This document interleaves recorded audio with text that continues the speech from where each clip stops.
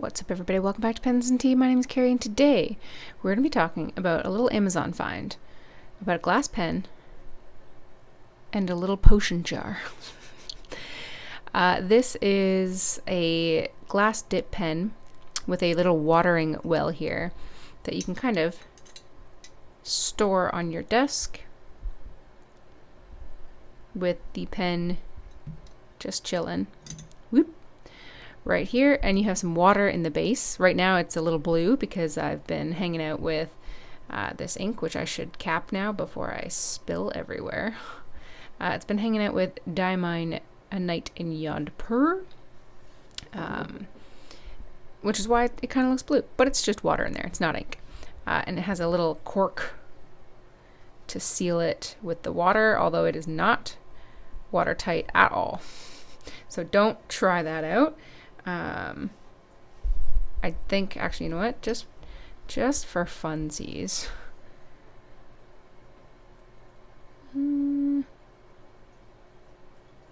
Actually, it did a decent job, but I did have to, like, force it all the way through. So that did a pretty good job. It actually didn't spill. But that goes to my main concern, and I'll get into some things I like about this in a moment. But it does go into my main concern of the fact that this feels very cheap. Straight out. Feels very, very cheap. This feels like it's going to break in 30 seconds. It feels very fragile, and it's not super steady. Like, this is flat on the ground, but yet it's wobbling. That's a problem, especially when you go to put in your pen. I feel like I'm just going to drop it. And that's not exactly what you want. I did like the packaging that it came in.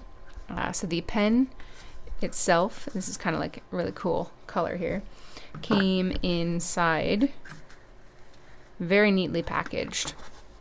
No concern there about it breaking, which is great.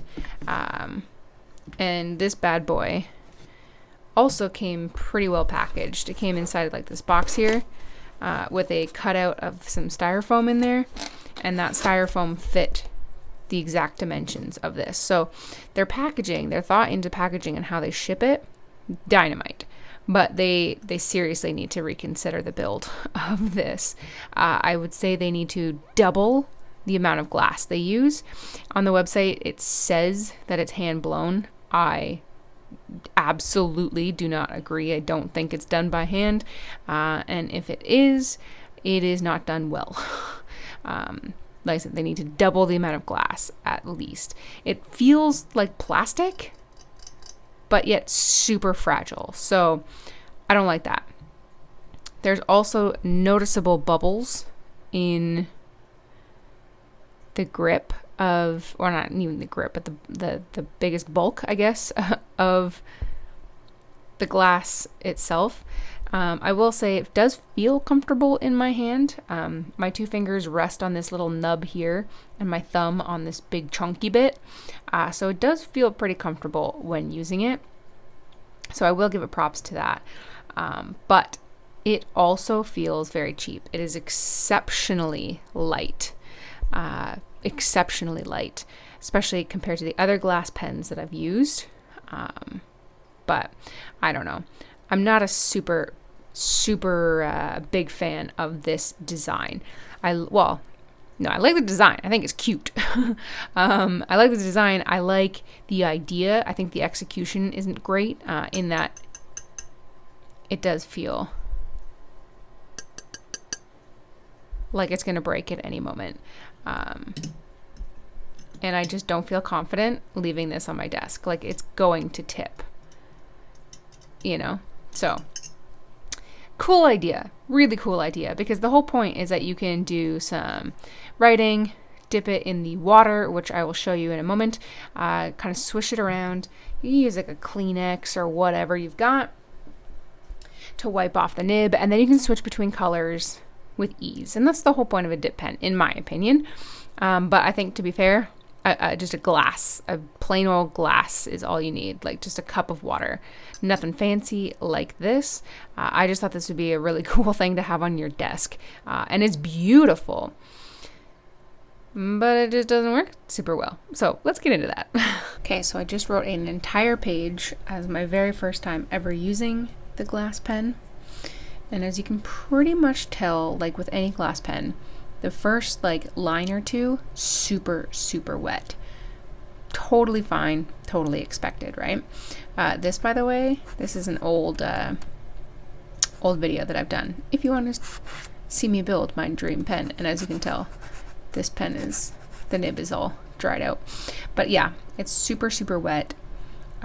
Does peter out a little bit, but I think the biggest thing with this that you can tell it is a lesser quality, if you want to call it that, is because not all of the flutes are even.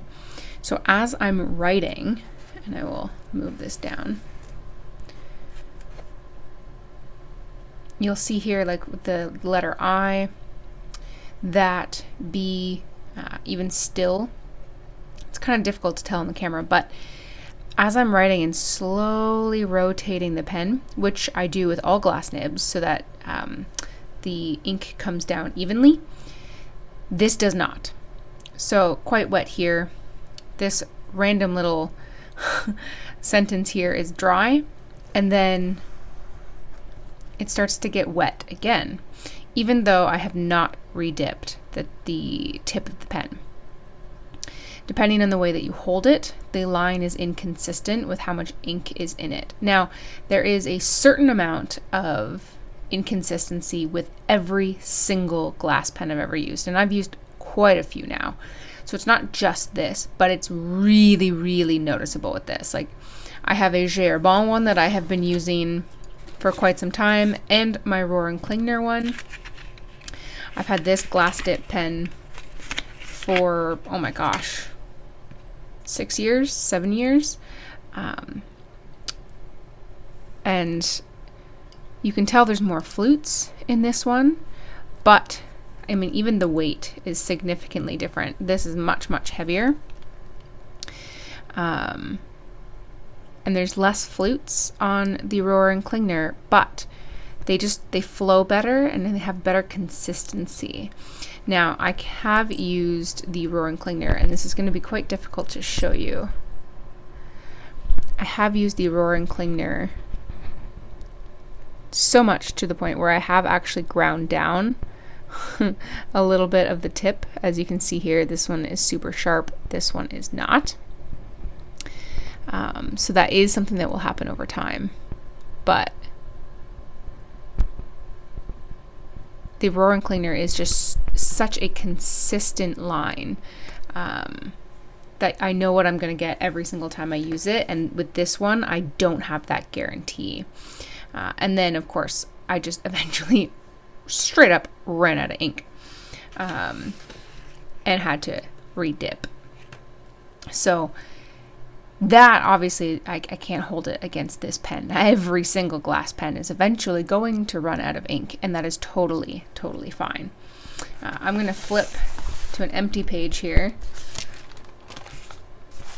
Potentially an empty page. It's empty enough, and we're going to redip. And I have Diamine. I can kind of dip it. A Night in Yodpur. So we're going to dip here. I'm only going to dip about halfway because this pen holds on to a ton of ink. Let me zoom in here a little for you.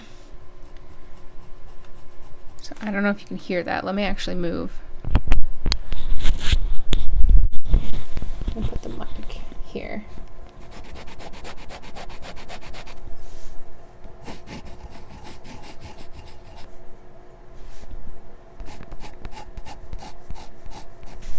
And then I'll rotate the nib.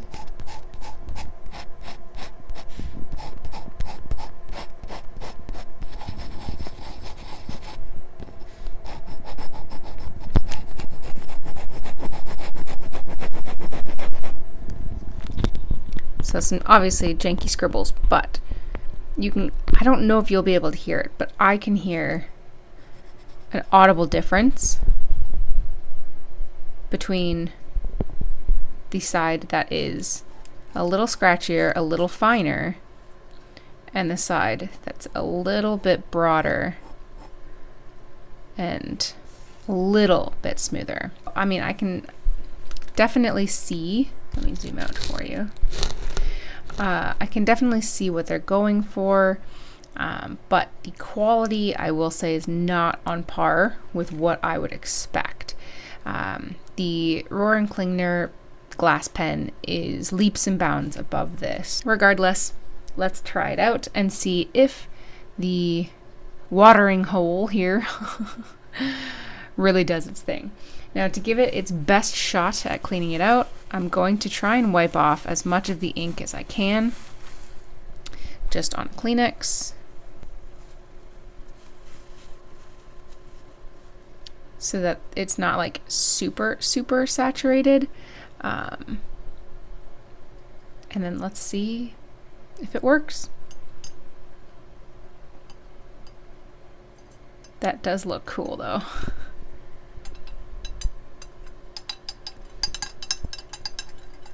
You can't really wiggle it around much.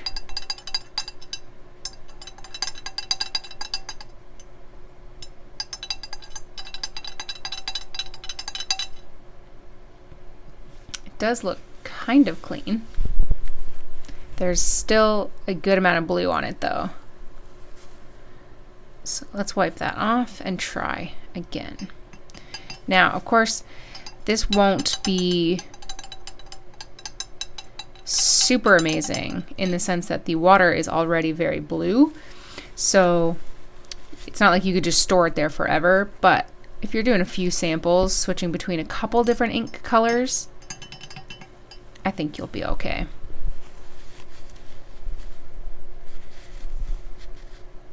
Yeah, the water's coming out pretty clear now.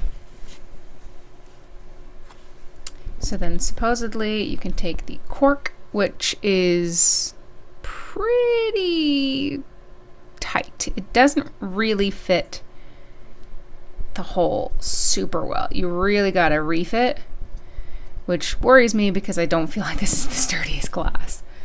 And then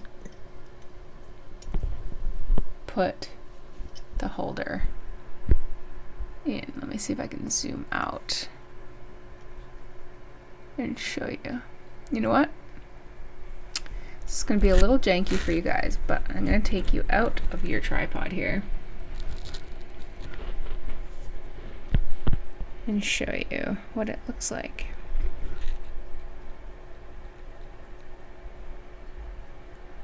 Excuse the flashing lights. I'm filming this at night.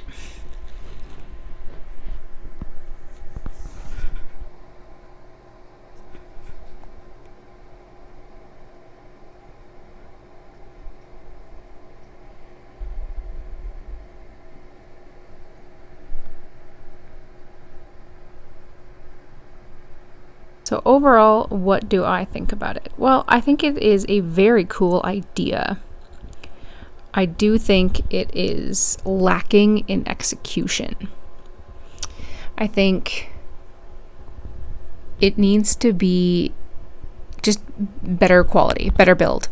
I can definitely, if I want to, switch out the pen. That's no big deal. I can use it with my Rohrer & Klingner.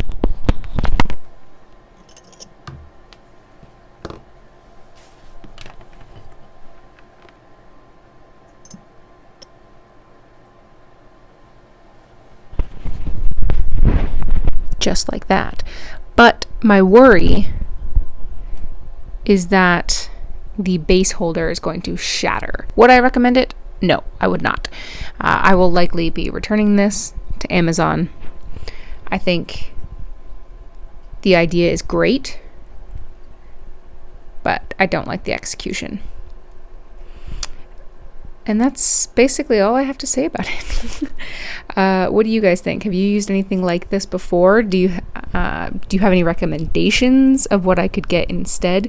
Because I really like this. I just don't like the fact that it feels very fragile. Let me know in the comment section down below. While you're down there, hit that like and subscribe. New videos every Monday and Friday, and the occasional Q&A on Tuesday. And while you're also down there, just, go ahead and throw in that description. Check out the Patreon if you'd like to support me and what I do here. And as always, I'll see you guys next time. Bye.